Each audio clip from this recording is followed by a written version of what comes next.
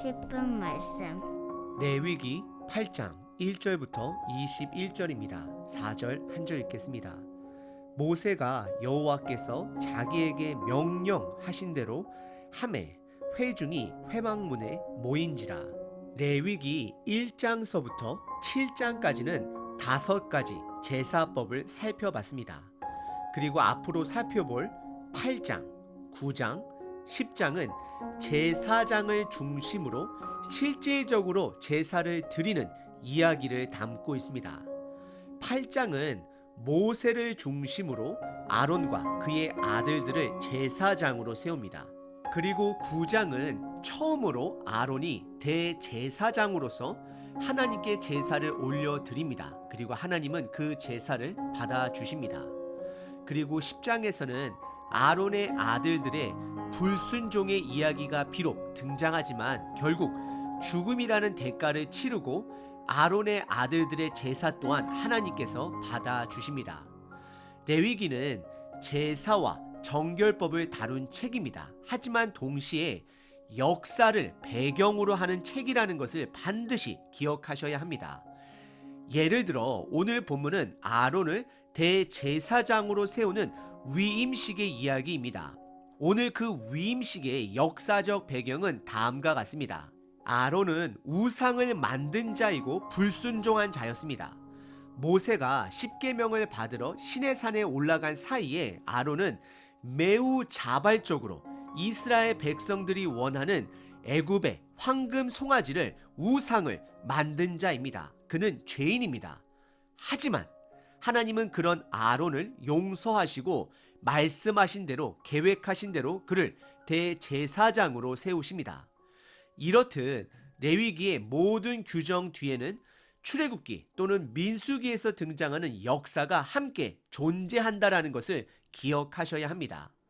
그리고 앞으로 살펴볼 8장, 9장, 10장은 순종이라는 주제를 가지고 있습니다. 그래서 오늘 본문에서만 여호와께서 모세에게 명령하신 것과 같았더라라는 말씀이 5번 반복되어집니다. 결국 순종을 강조하고 있는 것입니다. 하지만 우리가 잘 알다시피 이스라엘 백성들은, 저와 여러분들은 순종하지 못하는 자들입니다. 그래서 10장에서는 불순종의 대가로 아론의 아들들이 죽게 되는 사건을 접하게 됩니다. 하지만 하나님께서는 제사라는 규례를 통해 그들을 다시 받아주십니다.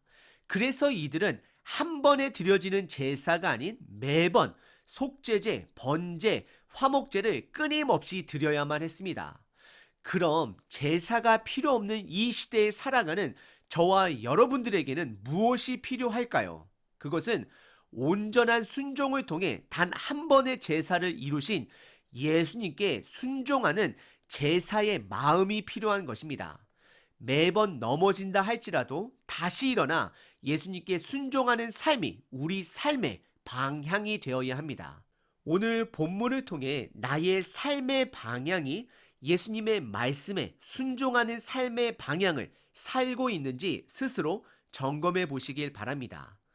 오늘 본문은 제사장을 세우는 위임식의 5가지 준비 과정을 담고 있습니다. 하나하나 살펴보겠습니다. 첫 번째는 1절서부터 5절까지 모세가 이스라엘 백성들을 불러 모읍니다. 이스라엘 백성들은 제사를 드리는 날을 위해 출애굽기 35장에 보시면 애굽에서 가지고 나온 그들의 보물들을 다 성막에 자진하는 마음으로 드렸고 재능으로 헌신하며 성막의 모든 기구들과 텐트와 울타리들을 만들었고 제사장이 입을 옷과 일반 제사장이 입을 옷들을 다 준비한 상태입니다. 이스라엘 백성들은 성막 울타리 입구 주변에 모였을 것이고 아론과 그의 아들들은 성막들 안에 모였을 것으로 상상해 볼 수 있습니다. 이들은 속죄 제사를 드릴 숫송아지도 준비해 놓고 번제로 드릴 순양, 누룩이 들어가지 않은 빵을 준비했습니다. 오늘 본문의 첫 번째 부분은 모세를 중심으로 이스라엘 모든 백성들이 각자의 임무를 마친 상태에서 기대하는 마음으로 성막 회막문에 모였습니다. 하지만 저와 여러분들은 교회라는 이름으로 모이기를 힘쓰셔야 합니다. 오늘 본문의 두 번째 부분은 5절서부터 9절까지 아론에게 대제사장의 의복을 입히게 됩니다. 이것 또한 모세가 직접 인도합니다. 그래서 5절에 보시면 모세가 회중에게 이르되 여호와께서 행하라고 명령하신 것이 이러하니라 하고 라고 말씀합니다. 의복이라는 것은 그 사람의 성품에 집중하는 것이 아니라 그 사람의 역할에 집중합니다. 그래서 경찰, 판사, 의사들의 의복을 통해 그들의 역할을 구분하기도 합니다. 아론은 대제사장으로서 이스라엘 백성을 대표하는 자가 되는 것입니다. 그러기 위해서는 정결한 의복을 입어야만 했습니다.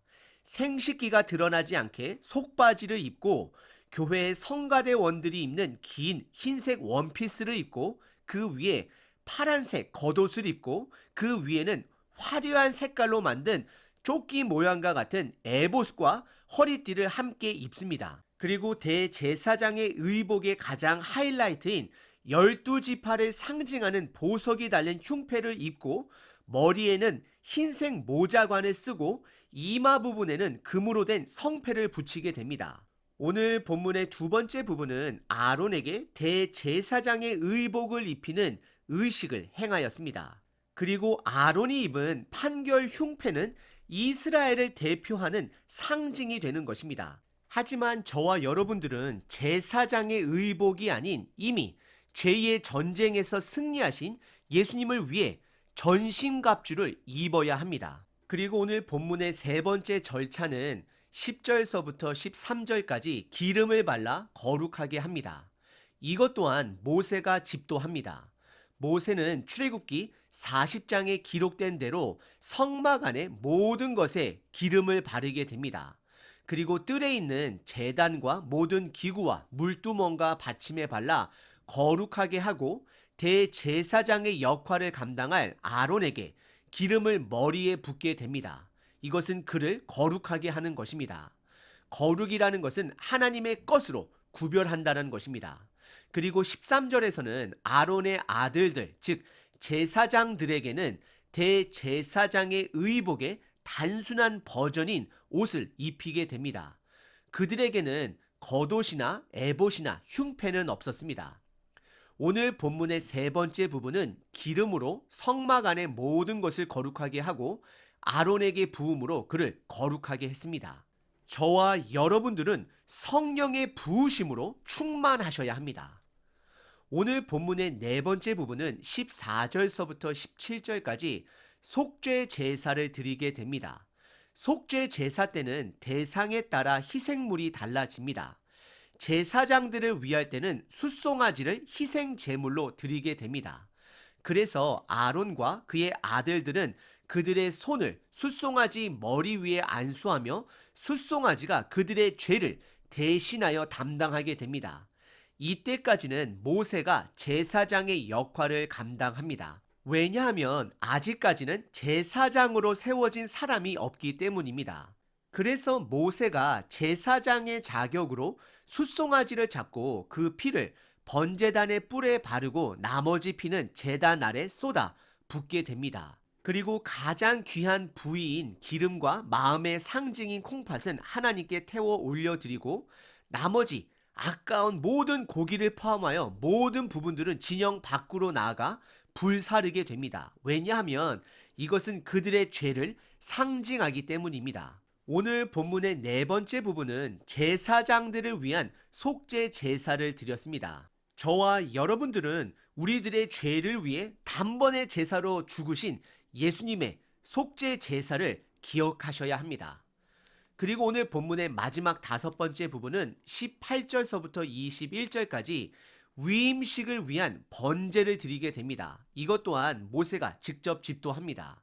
아론과 그의 아들들이 숫양을 가지고 와서 그 머리 위에 안수하고 모세는 그 숫양을 잡고 그 피를 제단에 뿌리고 각을 뜨고 부정한 부위는 씻고 가죽을 제외한 나머지 모든 부위들을 하나님께 태워 올려드립니다.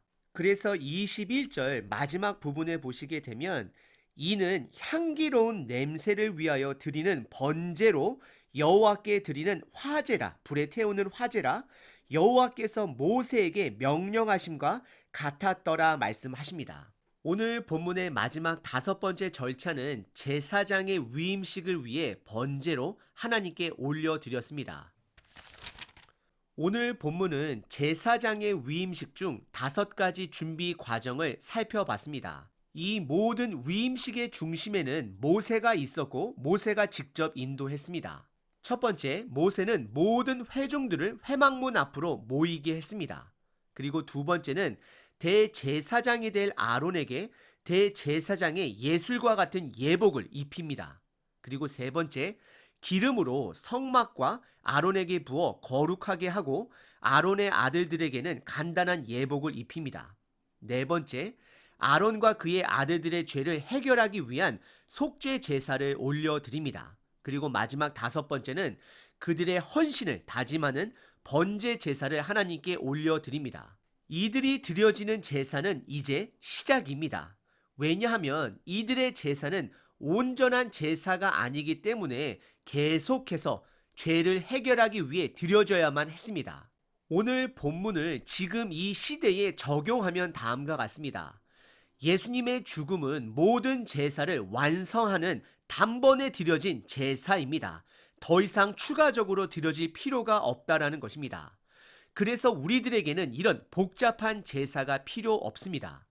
그리고 오늘 본문의 첫 번째, 이들은 성막 회막문 앞에 모였지만 우리는 교회라는 이름으로 모여야 합니다. 교회는 장소가 아니라 믿는 사람들이 모이는 곳이 교회가 되는 것입니다. 두 번째, 아론에게 예술과 같은 성복을 입힙니다. 하지만 우리가 입어야 하는 것은 성복이 아닌 전투복이어야 합니다. 전신갑주어야 합니다. 왜냐하면 예수님께서 이미 죄와의 전쟁에 승리하셨기 때문입니다. 그래서 우리는 그 승리를 믿고 에베소서 6장에서 말하는 전신갑주를 입어야 합니다. 진리의 벨트를 착용하고 순종하는 마음으로 의의 가슴에 흉패를 부착하고 복음의 신을 신고 복음 위에 굳건히 서야 합니다. 그리고 눈에 보이지 않는 영적 전쟁을 위해 믿음이라는 방패로 영적인 공격을 인내해야 합니다. 그리고 내가 하나님의 자녀라는 구원의 투구로 나의 정체성을 확실하게 보호하여야 합니다. 그리고 마지막으로 말씀의 검으로 사탄을 공격할 줄 알아야 합니다. 즉 아론의 성복이 아닌 우리에게는 전신갑주가 있다라는 것을 기억하셔야 합니다. 그리고 세 번째는 모세는 성막에서 그리고 아론에게 기름을 부었습니다. 하지만 우리는 성령님의 충만함을 받아야 합니다. 네 번째는 속죄 제사를 통해 나를 위해 대신 죽어주신 예수님의 죽음을 기억해야 합니다. 그리고 마지막 5번째는 번제를 통해 내 삶의 주인은 하나님 한 분이라는 것을 기억하셔야 합니다. 우리는 예수님의 온전한 순종으로 복잡한 제사를 드릴 필요가 없게 되었습니다. 하지만 오늘 본문에 이스라엘 백성이 모세를 중심으로 하나님의 위임식에 순종하는 것처럼 우리들 또한 말씀을 중심으로 순종하는 삶으로 하루하루를 살아내야 합니다. 오늘 하루 5가지를 기억하시길 바랍니다. 첫 번째, 교회라는 이름으로 힘써 모입시다. 두 번째, 전신갑주로 무장합시다. 세 번째, 성령님의 충만을 받읍시다. 네 번째, 예수님의 죽음을 기억하십시오. 그래서 5번째, 나의 주인은 하나님인 것을 기억하며 순종의 제사로 드리시는 하루 되시길 바랍니다.